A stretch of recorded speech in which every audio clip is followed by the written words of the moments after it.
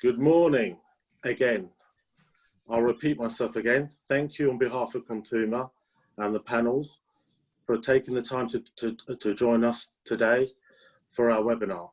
I'm Andrew Andronikou, a restructuring partner in Consumer's London office, and I will be your host and chair for today. This morning, we'll be taking a look at the challenges in the retail, food and beverage sector, discussing the possibility of bringing back to life this sector through a restructuring of leases. To help us do this, I'm joined by a panel of experts operating in the legal, restructuring and insolvency professions, as well as in the commercial property space. I'll introduce you to our speakers shortly. But before I do so, I'd like you to remind you all that the Q&A function is open on the webinar, so please do feel to submit your own questions in real time. We've also had a few questions submitted beforehand, and we'll try our best to answer most of these at the end of this session. If there are any questions that we aren't able to answer during today's webinar, we will endeavour to do so outside of today's event. And so without further ado, let me introduce you to our illustrious panel. Our first panellist is Mr. Vernon Dennis, a partner at Howard Kennedy. Vernon is a highly experienced specialist in business transformation with over 25 years experience designing and implementing financial recovery and restructuring plans for business clients. Vernon is head of business of recovery and restructuring group at Howard Kennedy. He advises insolvency practitioners, creditors, debtors on a wide range of corporate recovery, reconstruction and business rescue issues, both domestically and cross-border. He specialises in strategic and advisory support for company boards when planning programs of business turnaround, restructuring or transformations. He has extensive experience in retail and restaurant distress and cases known for their technical complexity. That was a mouthful, Vernon, wasn't it? It certainly was. Thank you very much, Andrew. Thank you for the introduction. Our next panel member is David Abramson, Chief Executive Officer of the Cedar Dean Group. David is one of the most widely known and respected leisure advisors in London. With over 20 years in the business, he has built a reputation brokering corporate property acquisitions and disposals of the highest caliber, and over the last 12 has built up a leading lease restructuring practice. He has worked with clients such as Nobu, Novikov, Cipriani, Novus, and the list goes on. I could be here all day. Welcome, David. Thank you. And finally, and not least, we have our very own Brian Burke. Brian is a director in our restructuring and insolvency team. He's also an integral part of the Brighton office management team. He is an appointment-taking insolvency practitioner and has indeed joined me on a number of cases and has been advising this management and stakeholders of owner-managed mid-market businesses for over 10 years. He has extensive experience on working with a large number of individuals and businesses across a wide range of industry sectors, including manufacturing and retailing. Now, without further ado, I think I should set the scene for the discussion. I'm an entrepreneur with two investments in retail and in casual dining. I have a number of units of multiple locations, mostly city-centred. My businesses were both successful. However, in March, due to government guidelines, I was forced to put my businesses into intensive care, cease trading, and now find myself in a position where I have not paid March rent, June's rent. I have a plethora of trade suppliers knocking my door, and I want to speak to my landlords, but no one's answering the call. David, what should I do next? Some practical solutions. Yeah, I think that it's important to say that that these problems didn't start on the day that lockdown happened. I think that's the first thing to understand. This is not a, oh my God, the world woke up and rent was a problem. I think the market's been broken for a long time. because rents have been unsustainable, and the relationship between landlords and tenants has been that landlords as a general class have been looking at tonality, which is pounds per square foot, and operators have been looking at affordability. What can I afford to pay? And as long as those two things could coexist together, there wasn't a problem. You know, you can call it whatever tone you want as long as I can afford it.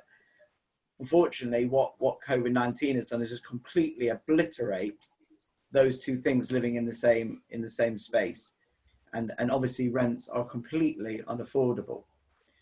In terms of solutions, almost certainly, as you mentioned, tenants like the ones you suggested will not pay June, not because they're bad people or dishonourable people, just purely because survival will come ahead of reputation. You know, this is a economic war. A pandemic has caused obviously a big impact on business, and therefore the only way for a landlord to feel the same issues as their business or tenant is for them not to pay the rent, and then at least there's a conversation where they're both feeling the same things. Once that obviously happens, really tenants can't just sit there and not pay rent. They need to put a plan together, and I think that's where advisors like yourselves come in. What's the art of the possible? What can be done? But the idea that things can stay the same or in the same corporate structures, I think is unlikely, certainly as a plan B. Once they've got that advice, it's really time to execute some real restructuring. Obviously, there's a lot of talk of turnover rents, and you know, anyone can come up with a number of flowery schemes. I'm sure there'll be some questions about that, but ultimately, it's all about affordability and landlords losing and changing their focus away from, you know, what the tone of that area is. And certainly looking into the future, we must eliminate these upward only rent reviews, because they have caused a lot of toxic over rented property, which we're now all seeing. But I think that you know, if you're a business owner, you do this on your own. You need a team around you. Okay, in this example, during this hiatus period, I've got the benefit of this moratorium put in place by the government. But I am aware that shortly that moratorium may come to an end, and there may be other tools, other insolvency processes available, not that far ahead. Insolvency bills have been muted. In terms of, from a legal point of view and from the insolvency toolbox, what should I be doing? Yeah, Andrew, shall I take that one? I think the first thing to bear in mind is that we have a moratorium, as you put it, only in as much as there's the legislation which prohibits the landlord from forfeiting. And that was for the non-payment of the March rent, and it's likely to be June as well. We're waiting to hear that. So a landlord is prevented from forfeiting for non-payment. That's not the problem generally for your high street or for your hospitality industry, because the landlord doesn't want the premises back. What became the next battleground, certainly that I saw during April, was the non-payment of March. The landlord didn't actually want the premises back, but they would attempt to recover their monies through winding up petition statutory demands and putting tremendous pressure to the payment. Very often the landlord's sort of saying something along the lines of, well, you were trading up till March, you must have the money, why can't you pay me? And therefore you're insolvent. So what then happened was the second wave of effectively government measures, the temporary stuff, which prohibited the use of winding up statutory demands and winding up. One has to say, however, that at the moment is still a bill. It still hasn't come into force. We're still waiting for it to come into law, but the courts are certainly giving effect to the provisions and are injuncting landlords who are seeking to wind up companies. So effectively, and I use those words very advisedly, effectively, the tenants do have a moratorium during this period, and we're waiting, and we will be talking further about the other provisions which might provide more permanent solutions. Ostensibly, this virus, this pandemic hasn't offered many benefits, but my business comprises of a number of units, multiple units, as we said. I have unfortunately structured them in one company. Within that company, I refer to them as dogs. I have a number of leases that haven't been working for me for the last 2 or 3 years. but I also have some valuable leases that I don't want to leave, or lose rather. So given where I am and the consensus that my business may now be subject to insolvency proceedings if and when the moratorium is lifted, what can I do? How can I address those, and what processes are available to me, consensual or otherwise? Brian? Well, I think the first thing to do is take a good hard look at your business. It's about making it fit for purpose. I don't think there's a business out there that can continue to support its loss-making elements or the areas that are actually drain on cash. At the moment, your cash and liquidity is going to be absolutely crucial. If you had a viable business, it's been frozen in time. You've accumulated additional liabilities, and that's just to get to this particular point. When you move forward from here, one would like to think you can engage in a constructive discussion with your key stakeholders, your landlords, your lenders. Look at the facilities the government's made available. I'm sure you've taken advantage of them, using the furlough scheme, looked at C-bills, etc. But if you can't reach a consensual agreement that allows you to get onto a firm footing, then it really comes down to, okay, so what are your next options? So it could be a company voluntary arrangement. We've seen those extensively used within the retail space and more being announced today. There's obviously the new Corporate Insolvency and Governance Bill, which, whilst it's not enacted as yet, will come into force in due course. That presents a moratorium, allows directors to restructure. And there's a new restructuring plan, which could become very effective for a viable business. And also whether it's insolvent or solvent, that can be utilised. Worst case scenario is preserving the business and assets through an administration in one shape or form. But at the moment, it's more, in my view, an opportunity for you to take stock, sit down, repurpose your business, work out what it's going to look like going forward, and try and get your stakeholders on board if possible. Okay, well I have got my C-bills, I've got my bounce back loan for what it's worth, I've got some cash in the bank. What sort of deals have been done? I mean, from your experience, David, have you achieved anything in the last 2-3 months with anyone, or have, as in my case, landlords just not picked up the phone to me? Look, we started lease restructuring in 2009 when we felt a much smaller but similar problem, which has meant that we're doing this a long time and understand the lay of the land, and we're currently dealing with about 800 properties, and we have done countless numbers of deals. And actually, I'll be honest with you, when a company director is clear about what they want, and they can communicate that via us or directly or however they want to that landlord, then the landlord, and it's transparent and open and backed up, then landlords will hear it and see it, because almost it's much better to do that than face a more, as Brian says, it's the time to talk to your stakeholders rather than, because otherwise, obviously, what we've seen with the CVA, the proposals for TRG, I mean, that's potentially catastrophic for landlords, looking at a 70% potential drop in capital values. I mean, that's enough to shudder any landlord or bank. So, better to have a really a good discussion. So yes, we are doing lots of deals. A lot of them are via side letter, so they can be done on literally over DocuSign in a matter of days. Some of them are short term, so they might be 6 months rent free. Some of them are, let's look at the 2-year predicted period, so it might be 6 months rent free, 12 months half rent. Some of them have got a turnover element, but obviously they're difficult to document. But every day deals are being done, but you have to have clarity on both sides to get them done, and a focus that timing is essential. Look, I love the idea of doing a consensual deal. It means that professional costs are a minimum, effectively, but I'm having difficulty with my landlords. Traditionally, they've never really engaged with me. It's always been the fact that I've had to adhere to their demands. I do feel that now that the tables have turned. Vernon, I know that there's legislation afoot that's going to simply assess me. I'm not too sure when it's going to be effectively enacted. I'm told I might need some sort of bridge, an air bridge too, when that bill is put into place. Yeah. What can I do? Yeah. Well, I'll pick up really from David's point, which is the first thing is that a lot of landlords are agreeing and coming up with consensual restructuring deals with their tenants. Where the problem that you have is if you have a minority of your landlords who won't do a deal, you have a problem.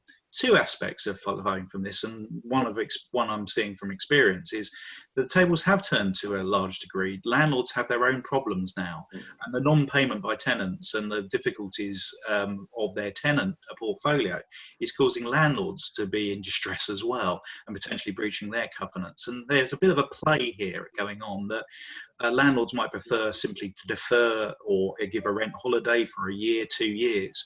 And I think that's the kind of deal that David's seeing quite a lot of, and we're being able to agree that quite easily. The big restructuring part of your lease to change it forever is more difficult. And as you're right, the CVA, David's referred to that, and the TRG one, which comes through, it sort of seeks to impose upon the landlord community a significant rent reduction.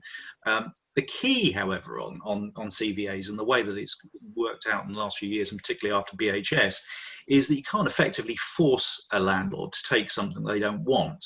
That's why you give them effectively the break within the CVA that, you know, if they have a choice, they either accept the significant rent reduction or whatever terms are there, or they take their property back.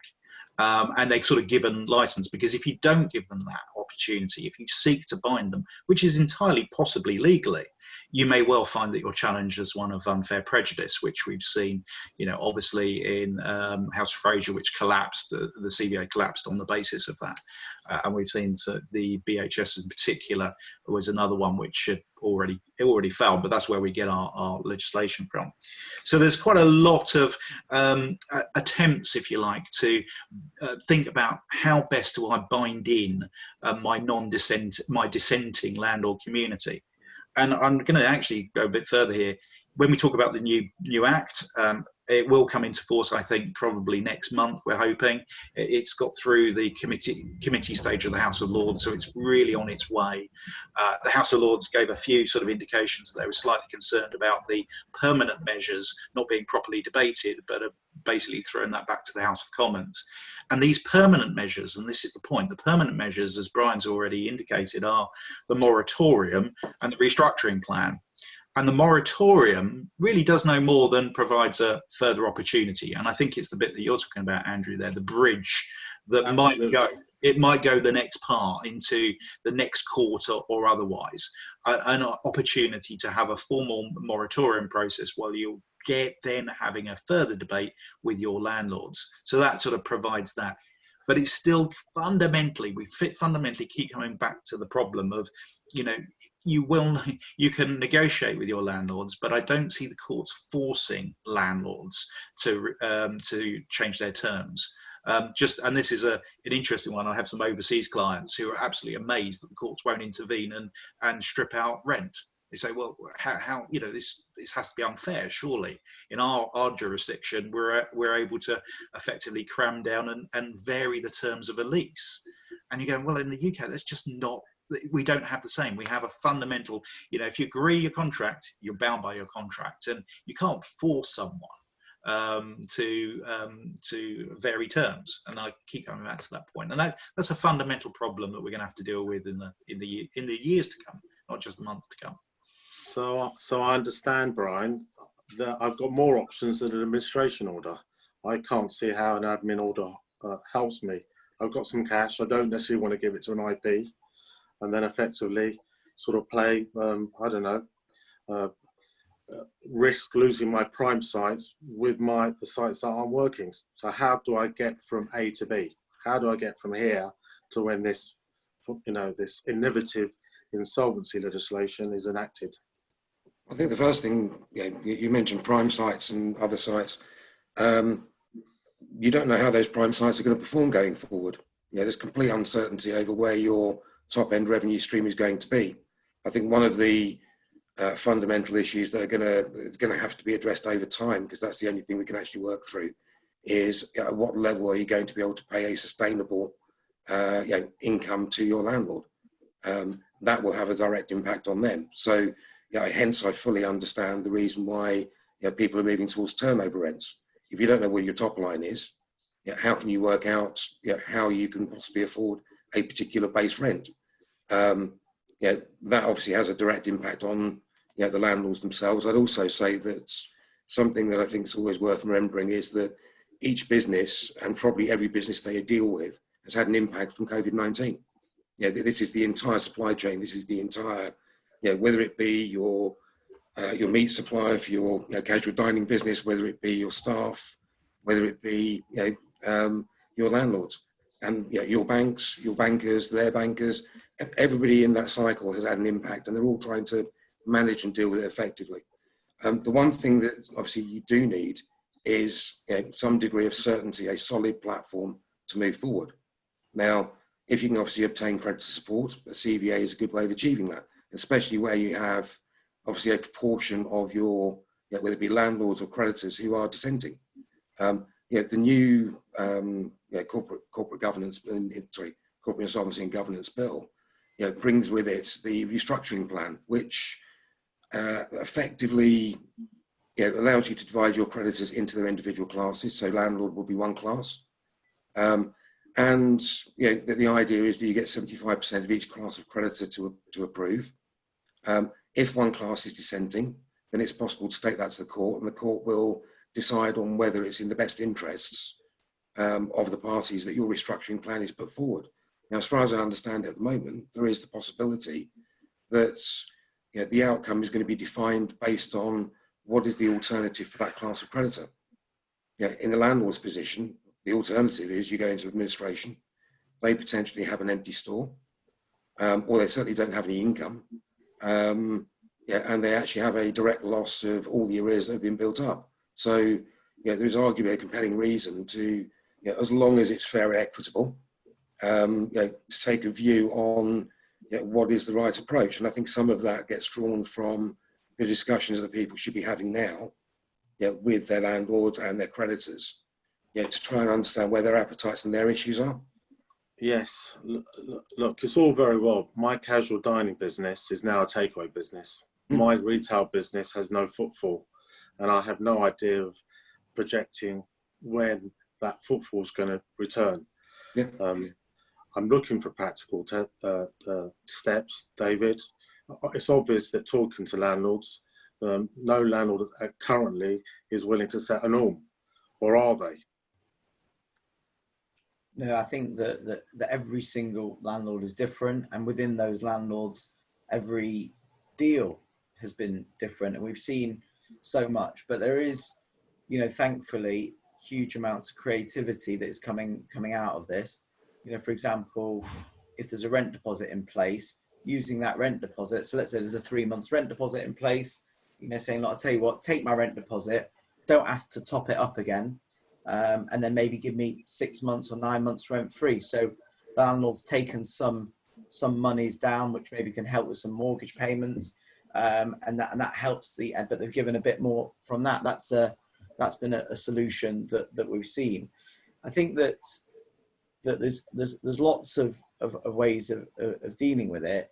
I think that the problem has been, I'd say, between March and June, is that it's been such a moving feast, because it's gone from, the Asif Aziz's aggression, unacceptable aggression on tenants, which I'm sure all landlords, wouldn't want to adhere to okay, yes. And then I would say the middle of the quarter was all about deferrals, and now it's all about, okay, let's do something for March. And I actually spoke to one landlord this week, and they're like, now that they were almost at the at the end of June, they're like, oh yeah, we know we're not going to get paid March. So the longer this goes on, it's not getting better for the landlord community. So it's kind of like, but the truth is that all the tenants that I represent, a lot of them are very very respectable people, and they're just trying to do their best. Obviously been caught in the head, some headwinds here, significant.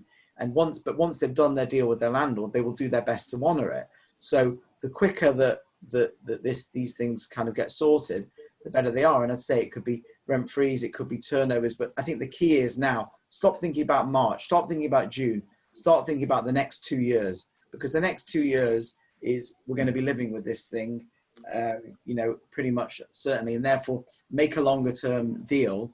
That's what we're trying to do at the moment.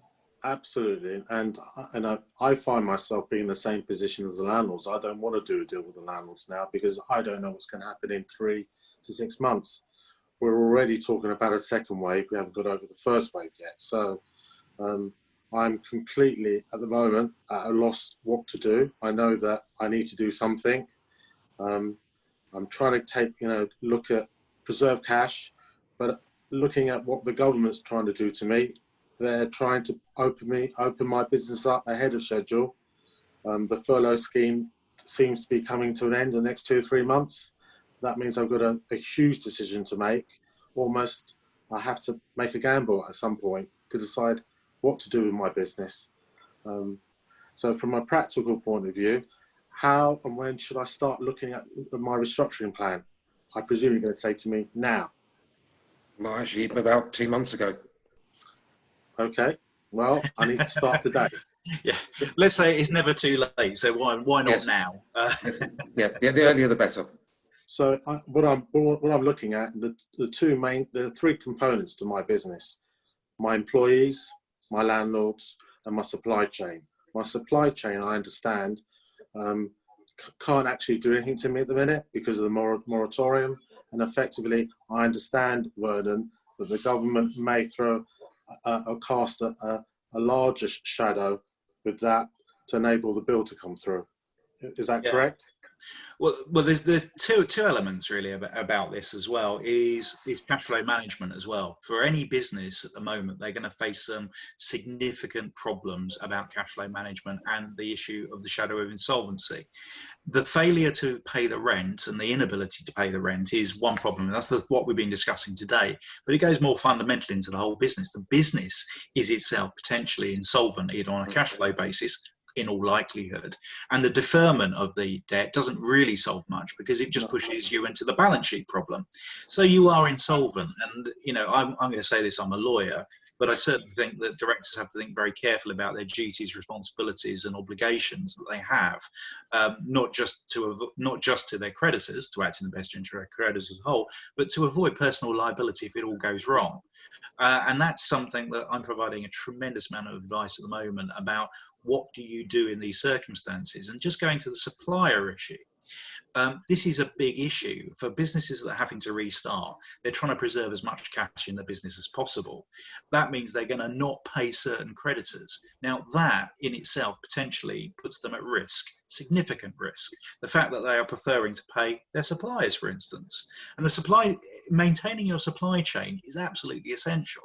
Because when you do restart your business, when demand comes back, you need those suppliers. So there's been a lot of discussion about financial Darwinism. If you are effectively just out to survive for yourself, you will kill off a number of other competitors. That might work for you, but you might kill off your supply chain.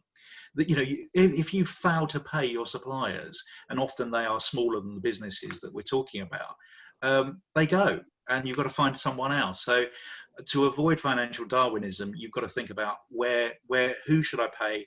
Do I keep them in like the employees as well are an issue? We've got furlough. You're going to have to bring some of those back. Yes, absolutely. That is the problem. It is the problem of bringing people back into the business come September. And that ties in now with the discussions that you need to have with the landlords. How many units are going to reopen? How many are definitely going to close? And that debate is the one that, I think all of us as professionals are now engaging with our clients about. What does your business look like? You're going to lose some of the units for sure. You're never going to reopen on that. And what does it look like?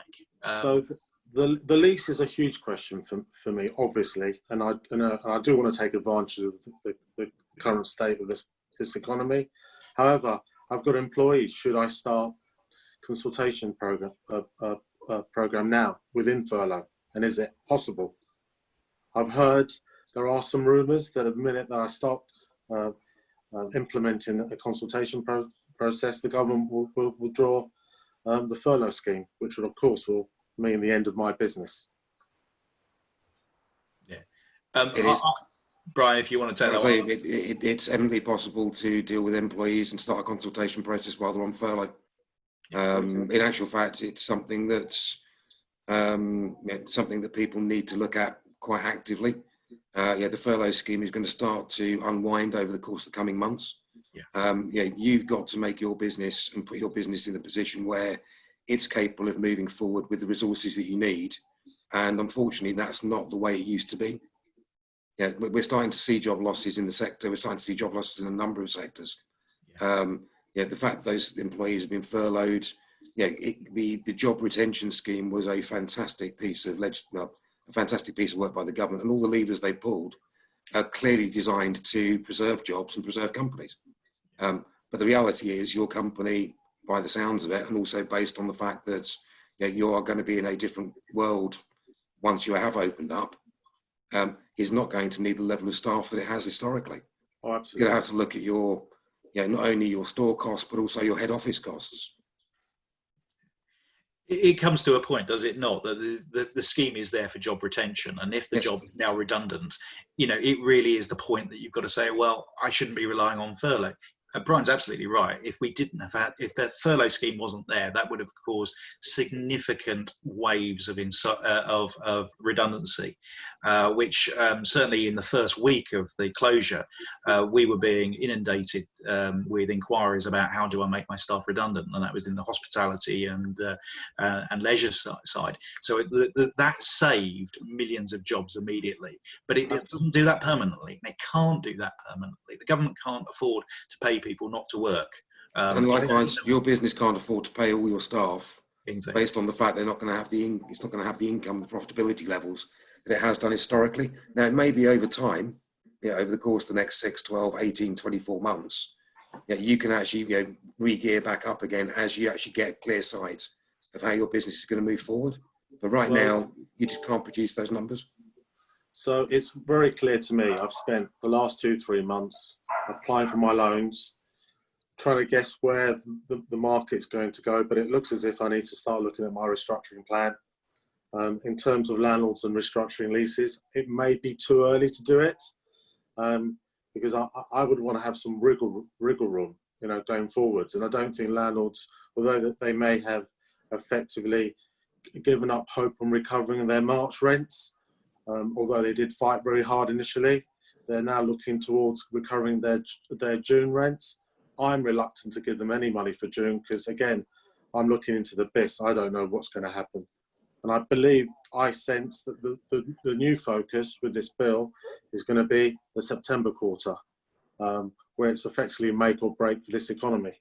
I sense. I don't know, David, is that, you're talking to landlords, do they know what's coming? I think that they are silent. Give credit to Brian Bickle from Shaftesbury for saying that the model is broken. Very brave statement. Where are the other landlords? I went on one seminar, and one of the leading central London landlords, we were talking about sustainability, and the landlord was talking about the green energy in their building. No, I don't. I think that maybe the fear is too much to voice it, but it's time to roll the sleeves up and actually get on and start talking about it, because obviously the longer this goes on, the bigger the issue. I will say something else, and there's another organisation who, people ask me about issues at turnover rents, what it should be.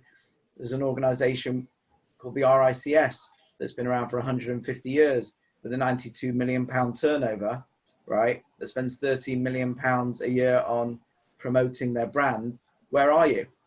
You've got us into a lot of this mess potentially, with the arbitrations that can't be disputed. Where are these organizations to kind of bring landlords and tenants together? This is serious stuff. And ultimately, I think what you guys potentially can offer in terms of advice, at least that is a way of a limited company trying to restructure their business and go forward one way or the other. And they will, all being well, come out in a new way. But in terms of landlords, this is the penny is starting to drop, but I don't think anything like quick enough. And it's time to wake up. I'm going to say it again because I've heard this phrase time and time again. We are in unprecedented times. We can look at the signs, we can look at the economies. No one really knows what's going to happen. Time is the only commodity that I need to find, to actually make a balanced, judgment on how I trade my business going forward, and the decisions I need to make today. In terms of putting a corporate restructuring program together, it's obvious that the government's decided that we need to get out back to work. So it looks as if, as a director of a business with the responsibilities of employees and the supply chain below me, I need to now formulate that restructuring program. Brian, I know it's difficult because you can't generalize, but in terms of what sort of shape, and I'm conscious of time because I understand that there are a number of questions coming through on the floor that I think we should address. In terms of where we are here, how do I get from here to the panacea of the insolvency bill, whatever that offers, and then effectively make sure that effectively I have a business that could survive a second wave if in fact there is one? Well, I guess, effectively, if you think about it as walking a tightrope, you've got a number of competing issues. I mean, one, the fact the company's insolvent, but there has been legislation put forward which obviously removes some of the issues with wrongful trading. You've got to obviously understand what your business is going to look like, or what you think it's going to look like in the near future. You've got the potential, if you need the platform now, to look at a CVA and start work on that. The bigger thing in my view at the moment is if you can get a clear sight of what you need to do and you can execute that effectively over the course of the coming weeks, you can put yourself in the best possible position to actually take the next step forward. That needs to be done with advice. You need to have formulated suitable contingency plans. You need to make sure that if there's a bump in the road, you can actually address it. It's about engaging with your creditors, engaging with your landlords, having those conversations, drawing out what is achievable, and then actually evaluating whether what is available to you is actually sufficient for what you need. That's the jump off point where you start to look at, is this a consensual deal? Is this something that needs to go down a formal route? Is the business actually fundamentally viable? Or is this literally a matter of it has to be a formal insolvency process? Okay, so Vernon, in terms of trying to summarise here, the timeline, 1st of July, 4th of July, my casual dining business comes back to life, albeit it seems to be an extension of Deliveroo at the minute. What is the timeline? David's going to suggest talking on a without prejudice to landlords to scope out where they sit in terms of taking back some leases, surrendering leases. But I have a point here. At the moment, my leases in the neighbourhoods are doing really well. My leases in city centres are dead. Sorry to associate an animal with my leases, but my dog leases are the ones in the neighbourhoods. So I understand that I'm in this catch-22 position. I want to have my cake and eat it. Am I just going to have to drive my business and hope that this bill provides a solution? The bill won't provide the solution to what is a fundamental problem of your business. The insolvency tools are there to assist the restructuring of saving of companies and saving of businesses. But fundamentally, if your business is flawed, you have to take steps which are operational as much as anything else. And that means looking at those sites which are never going to make money again and looking to close them. We are beginning to talk to landlords in some circumstances about surrenders of lease, and they are being more realistic than they would have been but for COVID, quite rightly so. But landlords don't necessarily want the sites back. So strangely enough, then they come into different kinds of agreements regarding those sites, which may be you occupy at no rent for a period of time and we're trying to find a tenant. And practical solutions between the tenant and it's goes back to David's point. If you're up front with these people, with your landlords and go through, then deals can be done which are effective. And if you're on a no rent for a period of 12 months, you can wind down that operation, or possibly you know, in 12 months' time, you know, the landlord may be saying, well, actually, I prefer to have you as my tenant paying a service charge, avoiding the business rates or otherwise for the landlords, which might otherwise fall. You know, it's aspects like that which make you know, the possibilities now are much more readily available. Right, chaps, I'm conscious of time, and there are a number of questions from the floor, and we do have some that we're going to address in the meeting. Can I possibly direct some of the questions to you? Okay, this is from Matt Fountain. What is your opinion on lease deals where that was signed just before to the outbreak, the new normal, now legally bounding?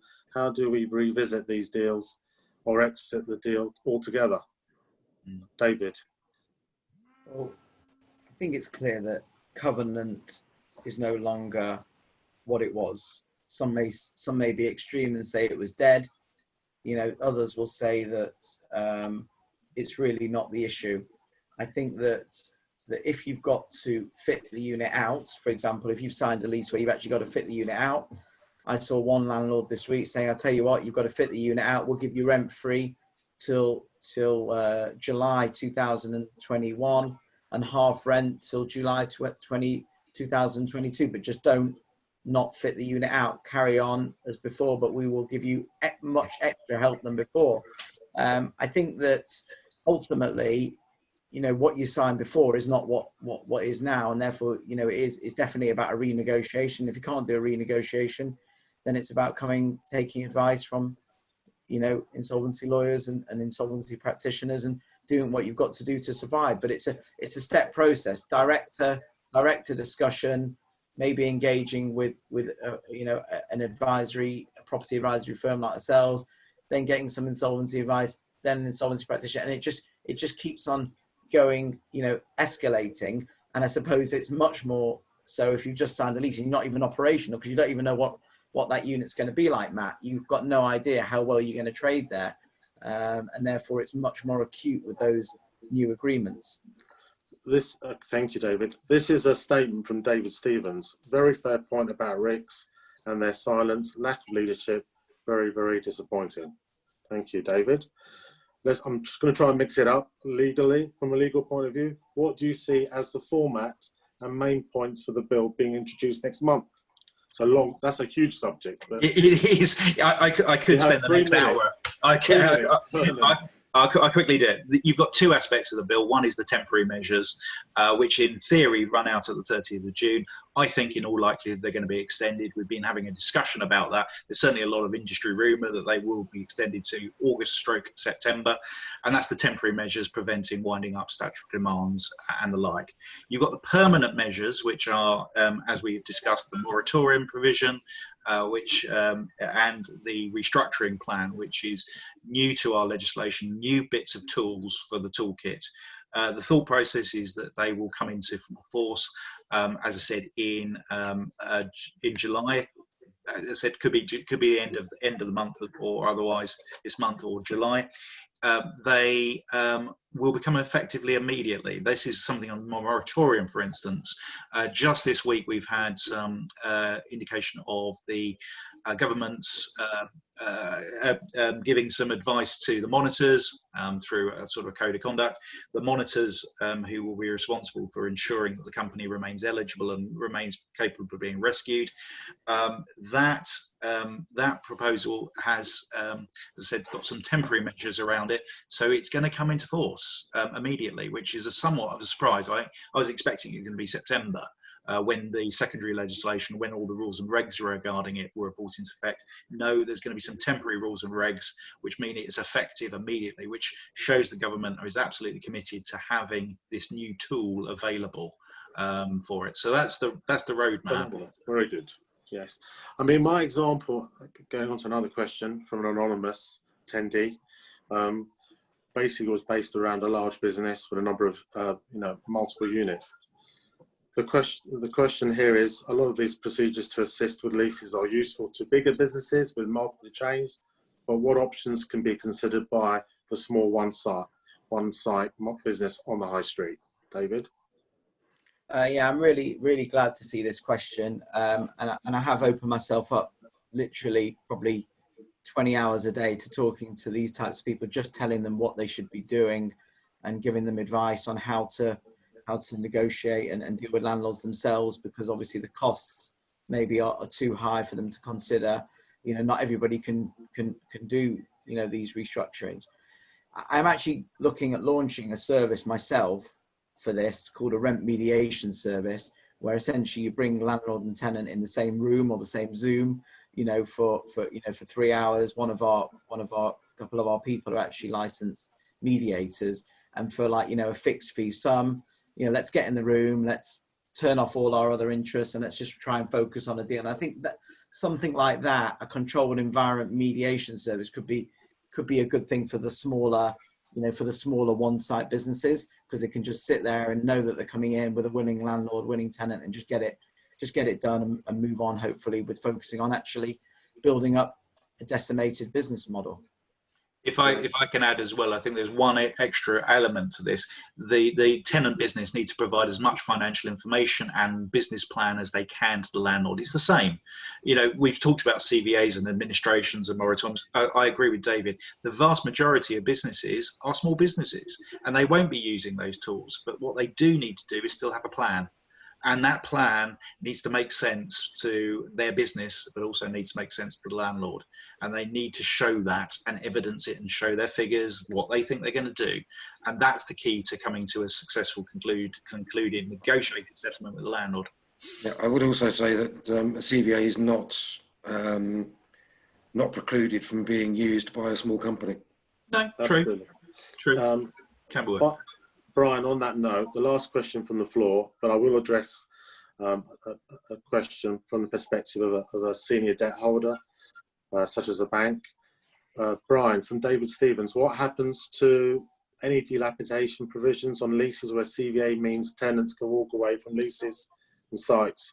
Do these also fall away, e.g. on the restaurant group's level 4 sites, which they intend to close, walk away from? Well, they can certainly be compromised under the terms of the CVA. So, you know, what you would have to do in some respects is actually address them. If and it's been done multiple times before, you'd actually apply some degree of dilapidations provision to each site, probably based on a square footage basis and a value per square foot. And they would be compromised along with the other creditors that have been compromised as part of the process. As long as you've got the cramming power from supporting creditors, I would imagine. Well, this is the thing. Under a CVA, you would normally do that.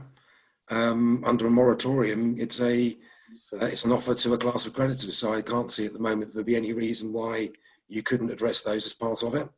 As long as you're consistent, as long as it's fair and equitable. And the reality is, you've actually said at this particular point that the business cannot meet those liabilities. Otherwise, you wouldn't be adopting these processes. So yes, they can be dealt with, and they can be, I suppose, quantified and paid. Thank you, Brian. I know we're up against time. I almost knew we were going to run out of time. I am going to take deal with a question from Andy Williams and Handelsbanken that he previously submitted. This is from the perspective of a lender. How should lenders react when faced with landlords whose potential revised lease arrangements make existing deal structures unviable? And what remedies are available at the current time, given most legal charges facility documentation will include lender consent to lease clauses? Start with vendor, with Vernon, Brian, and David. Okay. From a legal point of view, you can still enforce your charge against the landlord creditors. So you, through qualifying floating charge, which you're likely to have, you can enforce. Arguably, you couldn't enforce by way of winding up, but why would you? But you couldn't because of the fact that the non-payment is almost certainly due to COVID. But as I said, the key enforcement remedy is still there. It's a question in just the same way as the tenant and landlord situation between the landlord and its lender. They've got to negotiate. They have to negotiate and renegotiate a deal. And the government is desperate for stakeholders to seek to try and negotiate deals to keep the wheels of the economy going, rather than to see mass insolvencies.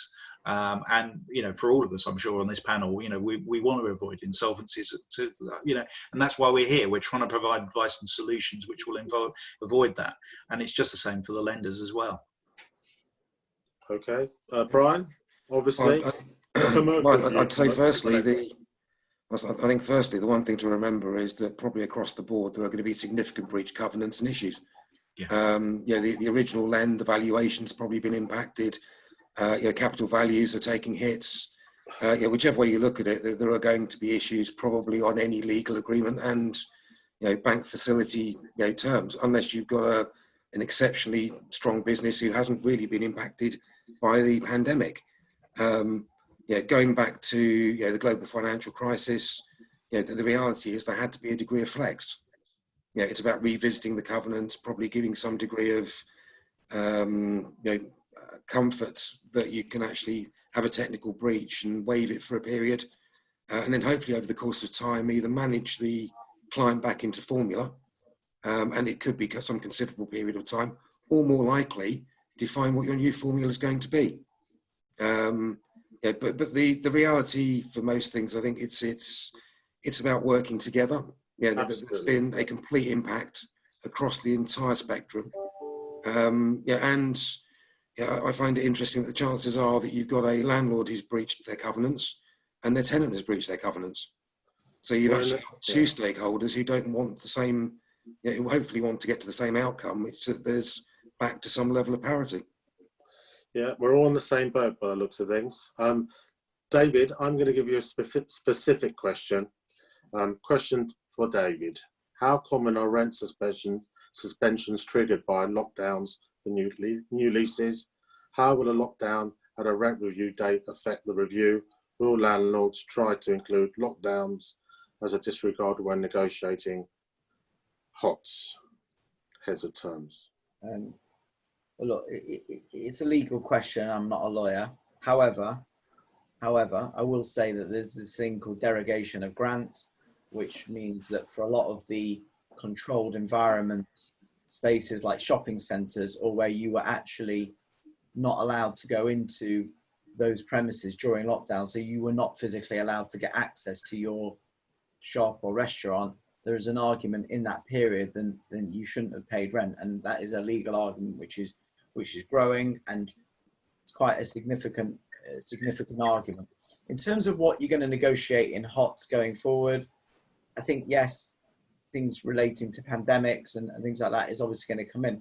But I think the key thing, these are all little things at the bottom. The key thing is let's have a relationship. In the same way that the operators have a relationship with their food suppliers, landlords have to have a similar relationship with their tenants, and there should almost be an ongoing review. How are you doing? What's your turnover? I don't believe I've ever been asked that often by landlords for a business plan or a revised business plan of is your rent sustainable? How are you going to afford to pay this? As long as there's a rent deposit in place or a covenant in place, no questions were asked. And so I think it's really just bouncing it back to this issue of the relationships need to change. But yes, there is a lot of legal activity around derogation of grants, and I'm sure people will look and speak to their lawyers about that specific point. Vernon? I sort of perhaps sort of end on a sort of wider point. I think you asked with the restructuring of the leasehold portfolio in the high street, will it reinvigorate the high street? And the answer is yes. COVID has effectively been the accelerator of change. We've talked earlier about the difficulties we have had for the high street, whether it's Brexit, exchange rates, demographic changes, move towards the online, etc., etc., etc. This is a problem that has been building up for some years and would have taken some years to resolve. COVID is the accelerator.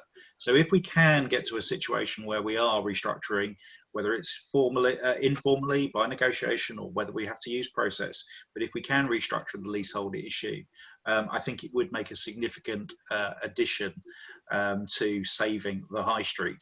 So that was sort of possibly a slightly answered a different question, if I may. But as we're running out of time, I thought we are.